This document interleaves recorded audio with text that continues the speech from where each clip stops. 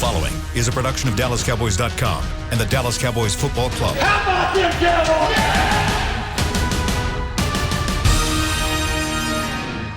This is Talkin' Cowboys. Streaming live from the Dallas Cowboys World Headquarters at the Star in Frisco. Handoff, Elliott plowing to the goal line. Barry, sacked by Lawrence. Prescott keeps it, and he bangs it in for the touchdown.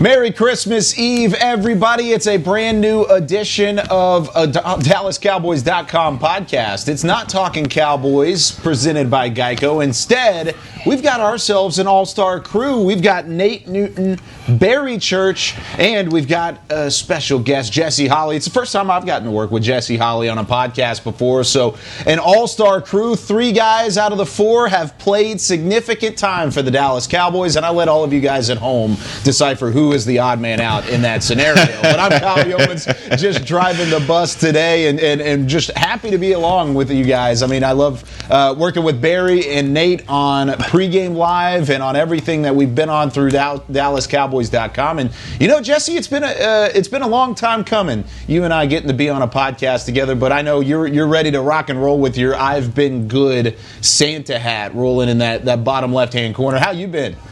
I'm good, man. I'm excited to be here. You're right. Like, I played with Barry. I work with Nate. I've never worked with you, so I think this is finally, the stars aligning for us to work together. Now we got to make it a good one, or, the bosses will see this and go, Jessie, you and Kyle no longer will be a part of anything that we do here together. So.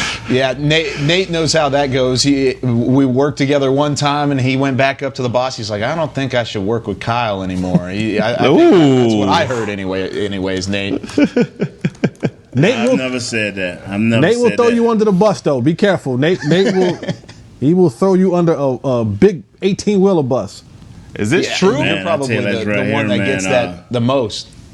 Yeah, I tell you like this here, man. I know now that it's been a pleasure working with you, Jessie, because we had to beg Church to get on with us, man. What's up with that? What's up with that? That's what's going down out here, huh? That's how we go to church. All right. Look, Church, boom, boom, boom. He throw you under that bus early in the morning. Man, I'm just all under the tire tread right now. It's all good. Oh, that's awesome. I'm upset because I'm the only one on the entire show that, 1, hasn't played for the Cowboys, and 2, doesn't have a nice Santa hat to go along with it. So I'm kind of out of the loop here, but that's okay. Everybody's looking great, and we're ready to talk Kyle. Some Dallas Cowboys. You play for the Cowboys because all you got to do is say, I play for the Cowboys. They're doing nothing. You're doing nothing. So, So that's the kind of tone we're going to get into early in this show. I like that.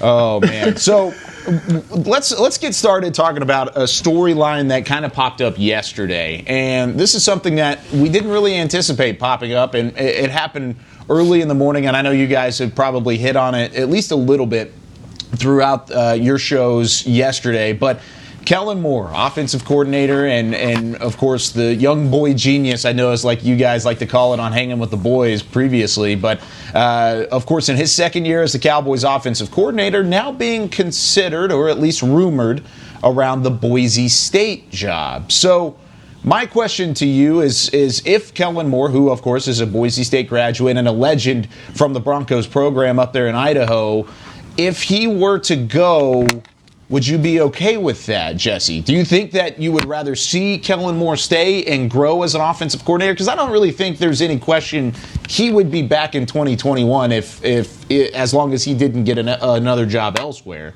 But would you like to see him back, or has he done enough to say, okay, go off and take that Boise State job? Well, I may be in the minority because I was never one who was on the Kellen Moore boy genius bandwagon when he first got hired as the Cowboys OC. So, with that being said, I would be more than elated. In fact, I have a prayer group that I'm gathering so that we can get this up to the football gods so that Boise offers him the head coaching job so that he can go back to his alma mater, his historic program where he's like the all-time leading everything at Boise State, and take the head coaching job and just kind of just go do his thing up there. And now we can have Freaky Mike do what we called him to do. We called Freaky Mike to come in here and be an offensive genius, an offensive play caller. I, for one, I've never been on board with the Kellen Moore as the OC. So I wish him nothing but the best.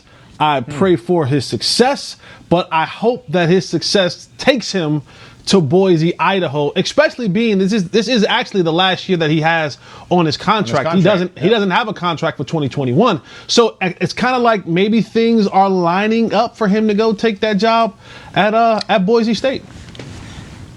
So, and I think that's why the rumors are so grounded. Like, that's why it's something that is significant in the fact that it is the last year of his contract. I think that throws a big wrench into this, because if it wasn't the last year of his contract, I feel like it might get a little bit more tricky. But, Barry, do you feel the same way? Is there an ounce of you that says Kellen Moore can go ahead and leave and this Cowboys organization may actually be better for it?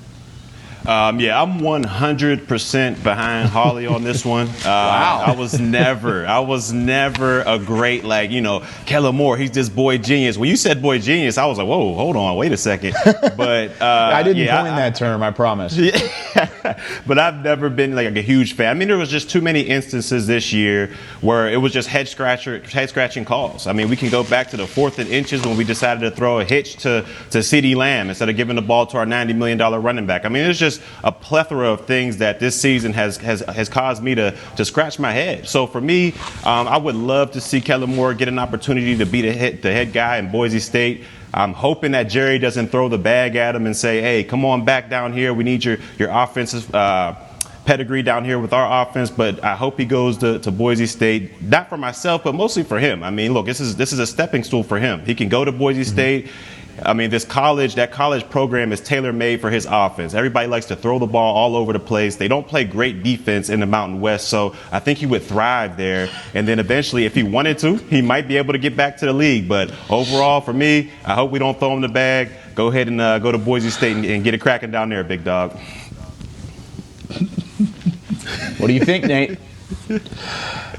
You know, when Jason Garrett was in his final year, Jesse will tell you, all I ever screamed was, as smart as Jason supposed to be and all of the degrees that he had, why would he go into his final year letting a puppy call his plays?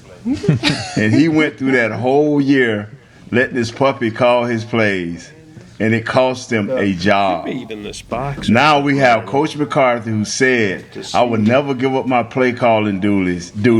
And with one week of putting his name on the dotted line, he came back and said, I'll be glad to give Kellen Moore my play calling duties. And I asked that question then, and I asked that question now. Why did we hire Coach McCarthy? Why didn't we go get a defensive-minded coach if we wasn't going to let Coach McCarthy call the plays? And I'll just leave it right there.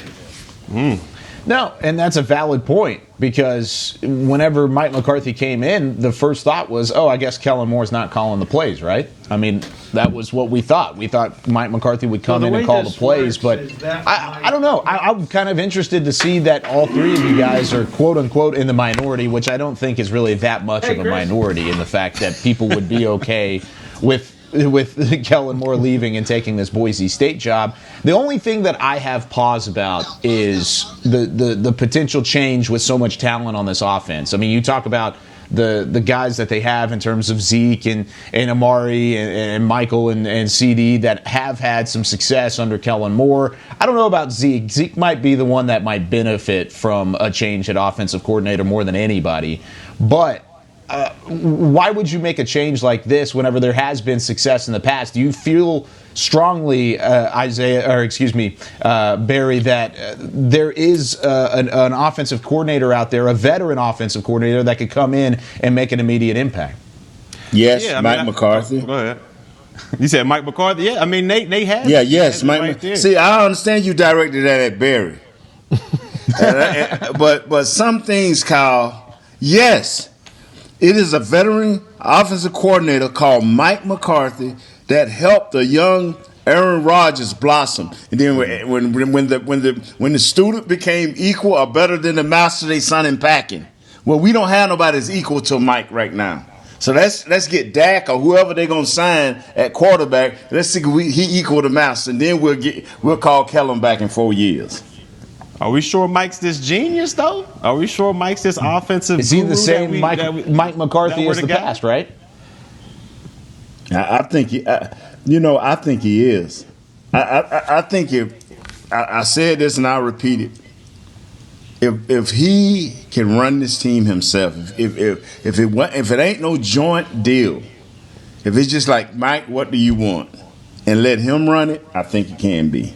Mm-hmm. I think when the players know that everything stops and starts with your head coach, I think he can. Because here's my thing, fellas. What did we bring Mike McCarthy here for? If we didn't bring him here for his offensive mindset and his offensive quote-unquote genius and his ability to develop quarterbacks and his ability to get prolific offenses on the football field, why is he here? If we wanted a stand-around coach, we could have extended Jason Garrett and brought in another offensive coordinator. You brought him here simply because of his pedigree as a quarterback developer and an offensive play caller. That's why you brought him here. Don't bring a chef in to cook this 5-star meal, and all of a sudden you say, you know what, I want oodles and noodles. No, don't do that. We're not trying to make oodles and noodles anymore. We're trying to let this guy go ahead and do what he do. And if what we think he's supposed to be doing isn't what he's doing, then we failed. But don't handicap him. I had a conversation with Jane Slater about Mike McCarthy and being on the sidelines. And I said, you know why some of the things happen for guys like Mike McCarthy this year with some of the game management stuff? Because Mike is looking for stuff to do. His whole career, he's been so engaged in the play calling of a game and being that aspect of it that he's engaged. But now he's just a stand around head coach. You start trying to find stuff to do because it's like, what do I do with my hands? I have to find something to do. He has nothing to do on game day because I'm not calling plays. I'm not defensive minded. I'm not special teams minded. So if you take the one thing that makes me whole and the one thing that makes me who I am, how I cut my teeth in this league, if you take that away from me, now I'm just another guy who has a pair of headsets on the sideline. Let him do what he does. And if that's not what he's good at anymore, then we failed and we move on to the next guy. But all this whole, let this guy do this, let this guy do this. No, you signed Mike McCarthy simply because of his past history of being a quarterback developer and an offensive play caller. Let the man do what he do. Well, and he was forced to call plays, Kellen Moore being, right? I mean, this is a front office thing from the get-go, correct, Jesse? I mean, there's really no other way around it because with everything you're saying, Mike McCarthy has the opportunity to veto that unless it's a free front office thing. So why is Kellen Moore still calling the plays if Mike McCarthy, if that was specifically what he was called in to be? I said this yesterday on the show, and listen, I could be far-fetched. Sometimes I get way out there with some of my theories, but coming into the last year of Kellen Moore's contract, and there could have been a conversation between Jerry and Mike McCarthy. And if you fire Kellen Moore, now whatever he's making, you got to pay that, right? You don't get a chance to. That doesn't go to the post June 1 cuts where you can get a discount on that. You got to pay him that. So I thought maybe Jerry was like, listen, he's in his last year of his contract. Let's see if you guys can work this thing out by letting him call plays this first year. If it doesn't work out, we won't renew his contract. We'll give you the responsibilities back next year, and we'll continue to move forward. I do think that Kellen Moore is a Jerry Jones kind of. He's trying to build. This is a continuation of what he tried to build with Jason Garrett. When Jason Garrett back in 2007, 8, and 9 was like supposed to be the new genius hotshot offensive play caller, and he paid him $5 million, equal to what he paid Wade Phillips to be the OC, so that he wouldn't go to Baltimore or that he wouldn't go to other places. I think Jerry's still trying to put his hand on, I created something. If I can't create a Super Bowl winning team, I want to be able to say I created the next Kyle Shanahan. I created the next, the next hot shot across the league, and he came from my tree. And again, I think like Jason Garrett, Jerry might be striking out again on this one. Barry, what do you think about that? I just don't understand. If we're going by that premise that, who we wanted to give Kellen one more shot to try to make this offense complete and try to make the next Kyle Shanahan, I go back to Nate's premise, and I just don't understand why we even hired Mike in the first place. If we're going to give Kellen Moore this shot to be this OC, this great game caller, we should have went and got a defensive coach. Because, we know how bad our defense has been struggling. So, I still don't understand why we kept Kellen Moore along. If we hired Mike specifically to be this offensive guru and let him call the plays, why is Kellen Moore still here? I don't understand that one. That's the question I like to pose to you guys. And the thing that gets me, fellas, and Jesse has always rolled me hard, because I've always said, sooner or later, y'all, we're going to have to play defense. Sooner or later, y'all, we're going to have somebody to turn the ball over. Sooner or later. And just think, we had a shot at a defensive player last year, and we picked CeeDee Lamb. And it's for great as CeeDee Lamb has been, and for the potential that we see him being the top bulldog in a year or so, that's how bad our defense is. Mm-hmm. Just think. Mm-hmm. And this year's draft is totally against us, because there's no top 10 defensive players out there. So we're going to wind up again getting another offensive player. And listen, if we don't have the right coordinator to try Kyle Pitts, what up? Let's go, Kyle Pitts. If we don't have the right offensive coordinator to try to help control the game, if we would have started out this season trying to control clock along with scores, which we couldn't, because my man Zeke could not hold on to the ball. Mm-hmm. Zeke could have held on to the ball. If we could have had ball control, we'd have been looking at at least 1 or 2 more wins in this season.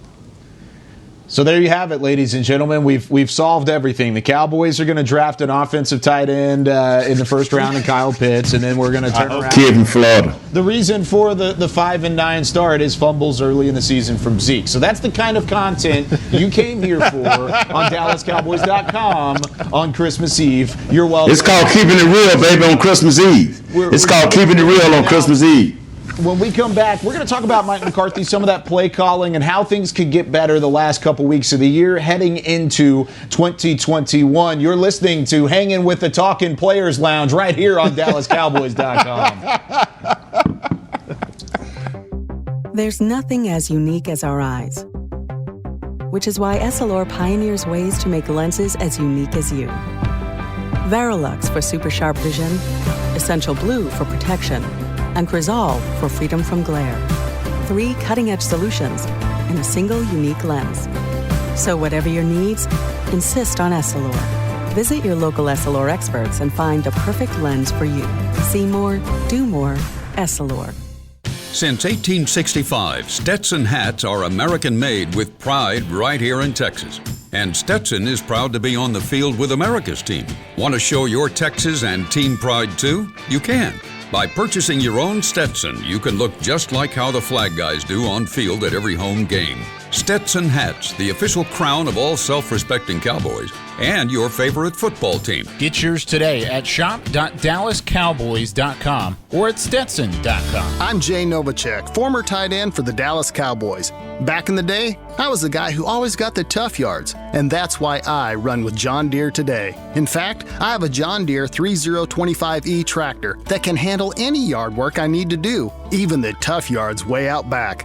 So if you have 1 acre or 1,000, John Deere has the equipment that's just right for you. Visit a John Deere dealer today and run with us. We are the official tractor provider of your Dallas Cowboys. Dear, it's 1908. Don't you think we should get electricity? And stop using candles to see at night. It's just electricity lights up the room fast. It's more reliable than candles blowing out, and people seem to love it nationwide. Well, candles are... Dear, did you just run into the wall? Nope. May I have a new candle, please? Historically, switching to new technology is a no-brainer. Today, it's AT&T 5G. Fast, reliable, secure, and nationwide. Switch to AT&T 5G. It's not complicated. 5G requires compatible plan. May not be in your area. See att.com/5G for you for details.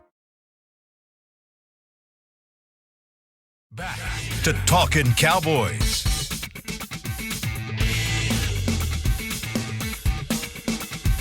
Hey, little girlie. Back here on Hanging with the Talking Cowboys break. Oh, wait, no, there's no break. There's a player's lounge in here, though, unfortunately. So back here on DallasCowboys.com. Glad you're with us, everybody. Kyle Youmans, Jessie Holley, Nate Newton, and Barry Church. Chris Beam back at his home office running things at the point today. But whenever you guys look at this week and the Dallas Cowboys going up against the Philadelphia Eagles, they're two completely different teams, gentlemen. I mean, that's pretty out there, pretty obvious for either one of these teams whenever you talk about the Cowboys. No Ben DiNucci back at quarterback going up against the Eagles like they had back in Week 8. Then you turn around and you've got Andy Dalton going up against Jalen Hurts, which is something that we didn't necessarily see going into Week 16 happening either. But Jesse, whenever it comes to Jalen Hurts, what does he bring that's going to be tough against this Cowboys defense? Because it's not going to be an easy task for a defense that has struggled against mobile quarterbacks who can somehow find a way to throw the football like Jalen Hurts has done over the last couple of weeks. Yeah, Jalen Hurts, he brings a headache. That's what he brings. He brings you a significant headache, especially for a team that will probably be without your starting defensive tackle in Antoine Woods, your starting middle linebacker in Leighton Vander Esch, and your starting safety, Xavier Woods, will all probably be out of this game. And this team has already had issues with the run game up the middle and being able to corral athletic quarterbacks. And the way Jalen Hurts plays is, yes, he wants to deliver the ball from the pocket, but make no mistakes about it. When that's not there and the play breaks down, and this is a team who, the Cowboys defense, who have not been assignment sound all year long. When that play breaks down and that pocket begins to collapse, Jalen Hurts now becomes a threat as a runner. And not a runner who's looking to slide or who's looking to kind of tiptoe. No, he's looking to run with some power, with some force. He has some wiggle. So not only is he looking to deliver the ball down the field, which he can, but when it breaks down on 3rd and 7 and 3rd and 8, now all the linebackers have dropped back in coverage, and linebackers who may not have played a lot this season will play a lot more snaps because of the absence of Leighton Vander Esch, and those guys have dropped deep, and all that open field is there. A guy like Jalen Hurts will be able to break containment, get in the open field, and convert those third downs. And you hope that it aren't those critical ones late in the game or when you really need to get off the field. But he brings a headache to you, and I know that Barry will be able to explain this a little bit better than I am from the defense perspective, but he brings a headache to you because he's a guy that you have to account for as a weapon in the offensive game, not only as a runner, not only as a thrower, but as a bona fide runner. Barry? Yeah, Jesse, you're 100% right. This guy is a headache waiting to happen. And I'm not on Team Tank. I'm on Team Let's Make This NFC East playoffs. And I was hoping, matter of fact, I was praying that Carson Wentz was going to be in the lineup. I was hoping that Mr. Turnover himself was going to be in the lineup and we were going to be able to go out there and pick him apart. But he's not. They got Hurts in there, and this guy is dynamic. The way he's able to He's faster than you want him to be, and he's more accurate than you want him to be. And like Jesse said, when the pocket breaks down and everything around him is going crazy, he has that innate ability to escape. Somehow, some way, he finds a sliver, a crack in a hole somewhere, and he escapes out there. And then he becomes kind of like Russell Wilson-esque. I'm not saying he's as good as Russell Wilson, but he becomes Russell Wilson-esque. That's what it sounds like, Barry. There's no way. Not even close. Not even close. But the way he's able to look down the field as he's trying to escape. He's not always trying to escape and run the ball and get downfield and use his legs. He's looking to extend the play and get the ball down the field. And as a defender, that is one of the hardest things you can defend, because when he starts doing that, it's already hard enough to cover these receivers, as a play is developing. But as the play breaks down and it becomes backyard football and these receivers are running all the way over just trying to get open for their quarterback, it becomes extremely hard as a defender to defend that. And when you got a guy like Hurts who's able to run around, buy time, and still has the arm strength to get the ball down the field, it's a hard thing to defend. And this Cowboys team, with missing starters, like you said, on all three levels, the defensive line, linebacker, and the secondary, it's going to be hard to defend this guy. But somehow, some way, we have got to take the ball away from him, get our offense in short fields, and hopefully come away with a dub. Nate? Wow, man. I got Barry Church, who brings his own segment on our pregame show, The Church He Preaches. Then we got what we call on our show, we got Jesse, we call him the gospel. So I got the gospel and the pastor bringing the church. You know what I'm saying? And so all I can say to what y'all are saying is, glory, glory, glory, glory. Because that man will run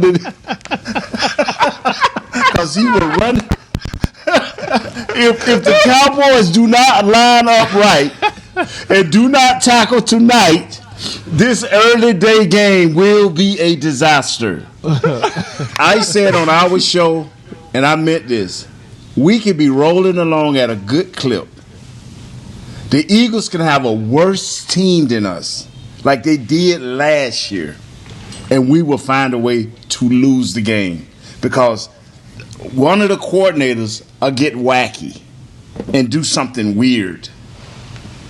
Now, we supposed to beat the Eagles Sunday. We supposed to be. I don't care who we missing or who. We're supposed to beat them. Let's just wait and see what happens. I'm hoping what Church and what the gospel said don't work. The gospel. I hope it don't work. Well, I hope it don't work. I'm not necessarily convinced that the Cowboys have the majority of the momentum. I know that the Eagles lost against Arizona, but the fact that they played Arizona as well as they did, I feel like gave them confidence. And Hurts by himself is giving a shot in the arm to everybody on that Eagles sideline. Nate, are you surely confident that the Cowboys are one thing I know favored? about I don't even know kid. what the line is. As good as this kid has been for the Eagles, and he's been that shot in the arm. Okay, he's that double hit of espresso. I understand that. Mm-hmm. This kid will put the ball on the ground. I have a guy who Church has named the striker. His name is Donovan Wilson. When everybody else missed the tackles, he don't. He not only makes the tackle, but he knocks balls loose. And if he cannot miss this kid in the open field, he can bring the pain. And all I need then is for one of those cornerbacks who's been standing around to pick the ball up. That's all I need. Do you see another turnover for Donovan Wilson, Jesse? Do you think he could continue the hot streak? I mean, he had a turnover against the Eagles the first time around. Yeah, I like Donovan Wilson, and people will think I don't like Donovan Wilson. The thing that I struggle with when it comes to Donovan Wilson, and I know this is coming from an offensive guy, but they label him as the hitman, and that's great, and that's fine. The striker, whatever they want to call him. We're trying to make it happen here, Jesse. I need Donovan Wilson to be more consistent in coverage. I need him to be more consistent. He plays a little bit too erratic for me, and sometimes, now this was the 1990s. Great, bring the striker all day long. But we don't play in the 1990s anymore. We play in the year of 2020. And that type of physicality from that position, they don't welcome that really well in the National Football League. And example, he had a 15-yard penalty when the defense should have got off the field last week because he came downhill ready to be a striker.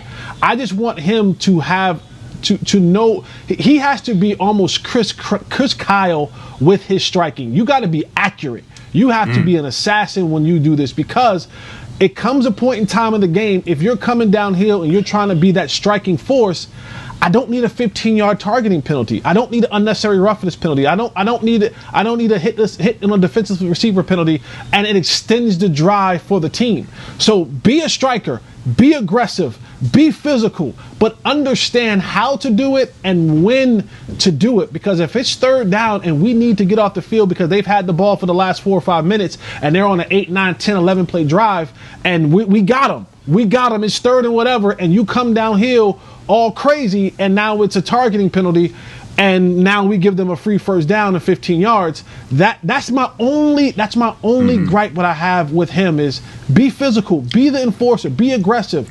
Just have it under control. Just don't be all over the place, and don't let your aggressiveness lead to somebody, getting over top of you and behind your head. I like that a lot. I do. I think that's a key for Donovan Wilson, especially since, he's not the big-time prospect that you normally would want as a guy who's going to come in and be a game changer. He was a 6th-round pick. But, Barry, how tough is that for a safety to do? To come down and be the hammer, come down, be the enforcer, be the striker, as you want to call him, but also be under control at the same time? Because I feel like those things don't come hand-in-hand quite easily. They don't, and it's something that you learn over time. And this guy is still young. He's still young. He's in his first season of really getting a lot of playing time. And he's called the striker, and that's what I can see. I can live with that as a defender. I can live with that guy being aggressive, being downhill, striking everything that moves. Yeah, you might catch a penalty here and there, but I can go in a foxhole. I can go into war with someone knowing that he's going to go 100 miles an hour no matter what the situation is. So I can live with that, but he does have to develop a little bit more. Wait, you mean the safety? You mean the safety going 100 miles an hour all the time? I thought safety wasn't supposed to do that in Cowboy uniforms. Oh, I'm sorry. Contrary to belief. Contrary to belief. I'm sorry. Your boy who's going to miss this game, he doesn't believe in going 100 miles an hour each and every play, and that's probably why he won't be back here next year. But that's another point for another day. But for me overall, Wilson kind of reminds me of Wilcox right now. He's very aggressive, and that's J.J. Wilcox. He reminds me of him a lot because he's very aggressive. He's very downhill, but he can miss. He has the ability to miss out there, so he has to get that control part of his game, and he comes downhill as far as his breaks too when he's breaking on the ball. So he has to get that control part of the game, like Jessie has mentioned, that he has to get that under control. But if he's able to do that, I think the future is bright for this kid. Little JJ. And like JJ Wilcox, all you got to decide is he that 30 play or less player. Yes. Put him in situations where he can be that guy. That's where great coaching come in at. I like what both of you guys have said, but we got to have that type of player because take him off the field, and guess what? Guys are running behind us. Guys are catching balls all over us. This guy's an intimidator. So you have to take a little bit of risk, and turn on the lights, as Mr. Jones would say. So, I love how much shade is thrown in this show. I feel like every couple seconds, it's a sprinkle here, it's a splash there. It's just things in the mix that normally shouldn't really be in the mix, but I love it at the same time because there's a lot of shade to be thrown around. But when we come back here on Hanging with the Talking Players Lounge, we're going to talk about Tony Pollard and Ezekiel Elliott and how they could work together in that backfield to produce a little bit more of the ground game that the Cowboys have definitely been missing here in 2020 right after the break. We're back with a tasty treat that's sweeping airwaves and taste buds. It's new Dr. Pepper and Cream Soda. Let's take a listen.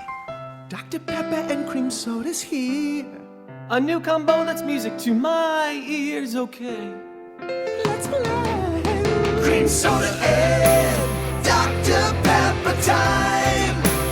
Pour it in a glass of ice. Music to my ears and mouth. New Dr. Pepper and Cream Soda. A delicious duet.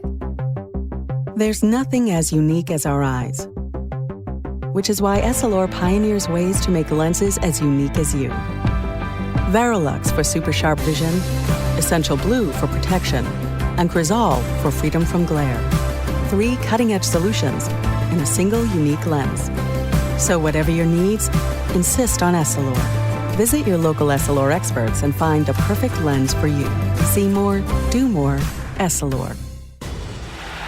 The Cowboys way, where 16 Hall of Famers and 5 championships shows us what success looks like. Where turkey is always the second best part of Thanksgiving Day. Where we are all defined by one single thing, the star. where we as fans know it's our job to keep the tradition going. Bank of America is proud to be the official bank of the Dallas Cowboys and to support the quest of living life the Cowboys way. Copyright 2020, Bank of America Corporation. Dear, it's 1908. Don't you think we should get electricity? And stop using candles to see at night. It's just electricity lights up the room fast. It's more reliable than candles blowing out, and people seem to love it nationwide. Well, candles are... Dear, did you just run into the wall? Nope. May I have a new candle, please? Historically, switching to new technology is a no-brainer. Today, it's AT&T 5G. Fast, reliable, secure, and nationwide. Switch to AT&T 5G. It's not complicated. 5G requires compatible plan. May not be in your area. See att.com/5G for you for details. Back to Talkin' Cowboys. It's the final segment here of a special Christmas Eve edition of DallasCowboys.com podcast. So glad you're with us. We're having a ton of fun leading you into Week 16 of the NFL season. We've got Jessie Holley, Barry Church, and Nate Newton, a trio of former Dallas Cowboys. I'm just trying to lead the way here on DallasCowboys.com, but I think I'm losing internet connection, so I'm going to pass things off to Jessie really quickly here. And Jessie, whenever it comes to the offense and Tony Pollard and Ezekiel Elliott, Tony Pollard had his first start of his career. What did you think about what you saw from Tony? Is that something he can continue the rest of the season? Yeah, I think Tony did what they wanted him to do. He wasn't bad. He wasn't spectacular. He was good. He rushed the ball for 69 yards. He caught the ball for 60 yards. That's what he's supposed to do. It wasn't any that's the thing that I found it amazing, and I think Cowboy fans, we're looking for something, and we're hypochondriacs and we over exaggerate everything. So any little thing is like, oh my God, he should be starting over Zeke. He had one run for 40 yards. Other than that, he would have literally rushed for 12 carries for 29 yards in an entire football game that he was the lead back in. So I don't want to sound like I'm throwing shade at Tony Pollard, but I am the voice of reason. It's a bit dark in here. I am the voice of reason around here, and he wasn't bad. He wasn't spectacular. He did what he was supposed to do in the game in the role that they gave him. But you know, it's easy to. Here's a couple things that you have to remember. One, it's easy to say, you know, oh well, he's this and he's that, and he did it in one game. When those yards and those carries and those miles begin to get on your back, I don't know how explosive he will be. I played with a guy named Felix Jones, and when Felix was the complimentary back to Marion Barber, he was lights out. He would come in after Marion and tenderize the defense up, and he would break one for 60, 70 yards or a screen play or something like that. And then they decided, you know what? Well, we're going to make Felix our every down back, and we're going to let Marion Barber go. And then they gave the ball to Felix 20 to 25 times a game, and he couldn't cut it. It began to wear on him. His body began to wear down. He didn't have the burst. He didn't have the elusiveness that he once had. Because when you got to beat a blitz pickup and the first down back and the second down back, and you got to hit the 330-pound nose tackle, and the linebacker is constantly hitting you, and you got to pick up those blitzing safeties, over time, through a 16, 17-week season, that begins to wear on you. And so I know that Zeke may not have the burst that he once had, but you try giving Tony Pollard 250, 300 carries a season and see how elusive and how fast and bursty he is after a couple of years of that. So, you know, we got to kind of almost pump our brakes a little bit. Again, Tony Pollard is a nice change of pace back. He's a nice complement to a lead back. But he did nothing in that game that wowed me. He did exactly what you thought he would be able to do. Catch the ball cleanly, make some plays in space, protect the football, and run it, you know, where he can, and pick up some decent yards. And break a big play after you've worn down a defense a little bit. I mean, that's exactly what you brought him in to do, and that's what he did on Sunday. And sure, it looked good. I mean, it was fun, and everybody saw, hey, 40 yards on a touchdown run. We haven't seen that in a while from Zeke. So I see where fans are coming from, but once again, I'm right there with you, Jesse. I think he's a good complimentary back. But Tony Pollard also said this week that Zeke is his number one fan. And you hear that every now and again from different teammates or players in the league, and even outside of football, these complimentary basketball players, these second-tier basketball players that are playing under a big guy and they have a big game. It's James Harden's my number one fan, says Russell Westbrook. Not so much, but there are different things that you look at from these players' perspectives, and I want to hear from you guys, starting with Nate. But do you think that's real? Do you think that there is legitimate support there, or is that just something that players say to the media, or is there maybe even a little bit of competition and discontent in that locker room? I think Zeke is confident in who he is and what he makes to be able to say that. True. That's a good point. For real. I'm making $12 million a year. You making $1,500 a week? Hey, boy, I'm your biggest fan.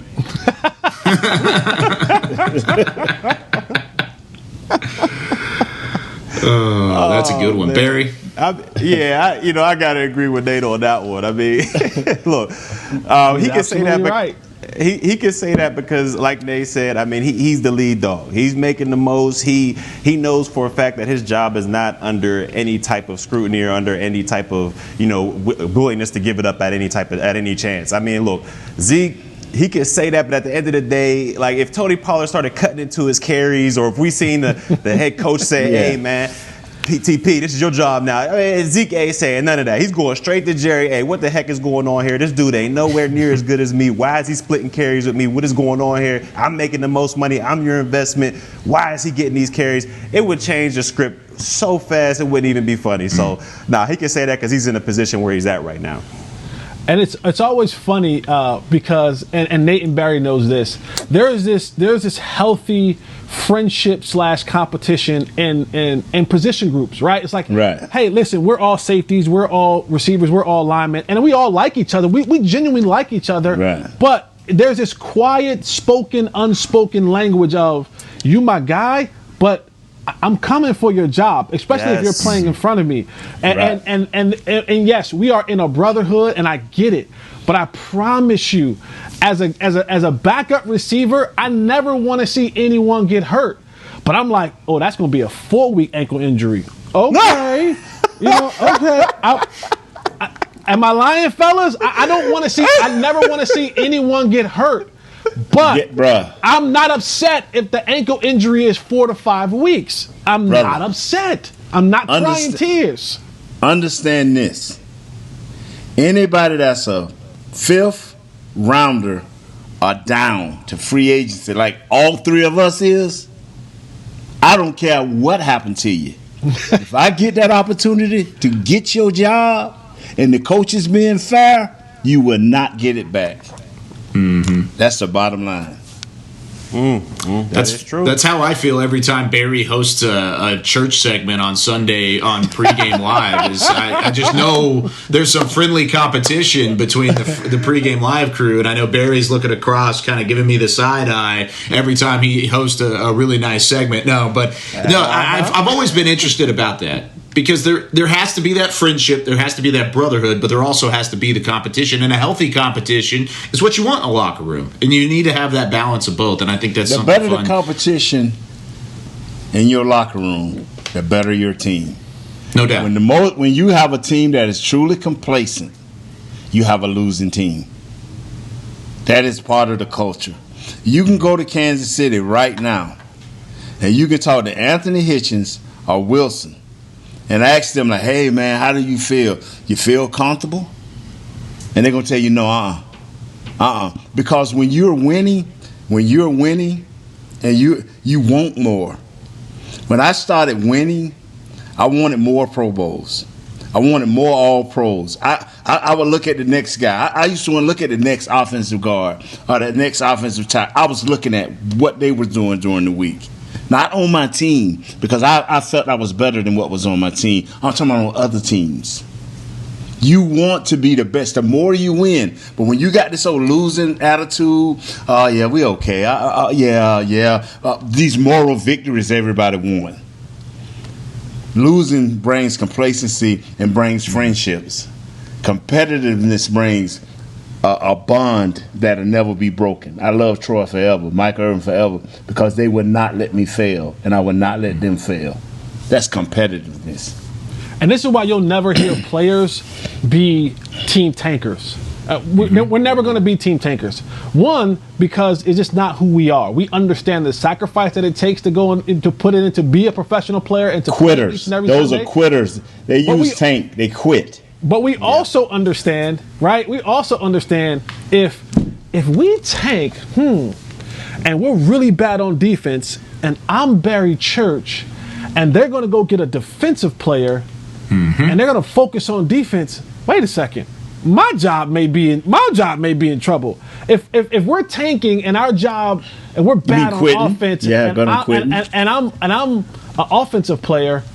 You know, and I've told this story. One of the reasons a lot of people were upset at Jason Garrett the year we drafted Des Bryant was because when we left our team meeting, Jason Garrett told the offense, "Oh, no, we're good. We're gonna look defensively."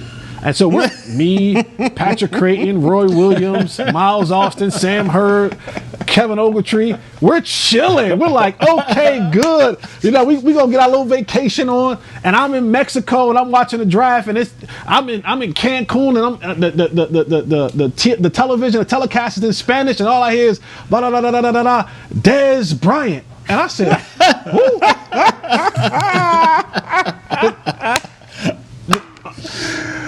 And the young lady that I was with, she said the Cowboys took Des Bryant, and I ran in there and I looked at my phone, and before I can even unlock my phone, I had missed calls from Patrick Creighton, I had missed calls from Roy Williams, I had missed calls from Miles, because God was like, wait a second, you add another first round receiver into this room, somebody gotta go. So yes, yeah, that's always in the back of our minds. Hey man, I tell you, man. I was here and went through the same thing, Jess. Same thing. I had 2 second-round picks coming straight from my job. One was a kid out of the University of Florida, played with my brother, second-round pick. I mean, it just in the newspaper. I mean, our media used to be ruthless. Now they soft.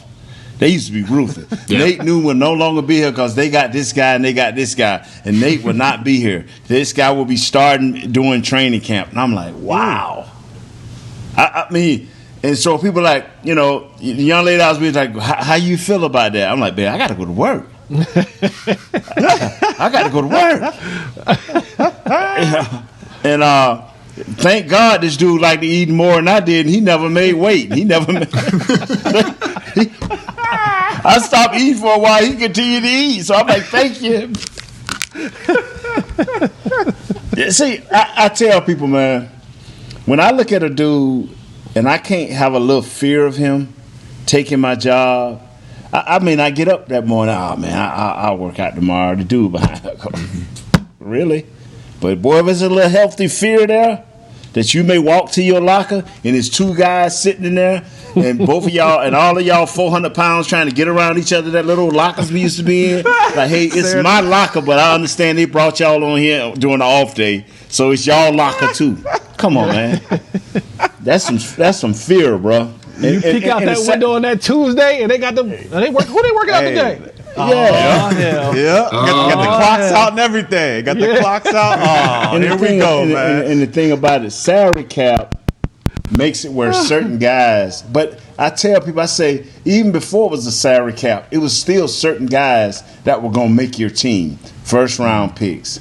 Guys like that. Guys they gave the money to. So this has always been around, but I've never seen the complacency that I see now. And it doesn't breed winning. Yeah.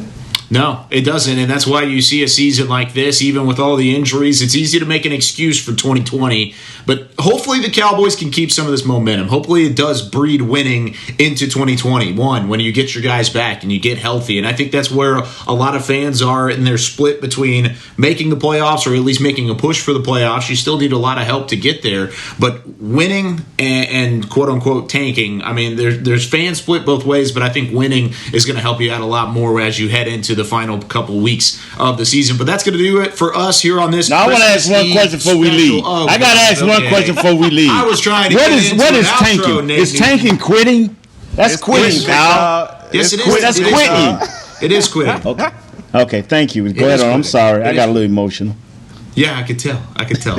Now, wanted to wish everybody listening a Merry Christmas. Merry Christmas to you three. It was a ton of fun hanging out with you here over the last 45 minutes. We'll be sure to do it again along the way. You can catch Nate Newton and Jessie Holley on Hanging with the Boys every weekday. They bring the heat. It's an awesome show hosted by Shannon Gross. If you haven't, go check it out already. It's fantastic. And then Barry Church is on the Players Lounge with Newey Scruggs and Danny McCrae. That's an awesome show as well. But that's going to do it for us. It's been a oh goodness. Oh, you guys have fun. Merry Christmas, everybody listening. Merry Christmas, everybody. Happy holidays. Have a safe. And up on all y'all Christmas trees, I'm bringing the word "quit it" instead of "tank." Do it.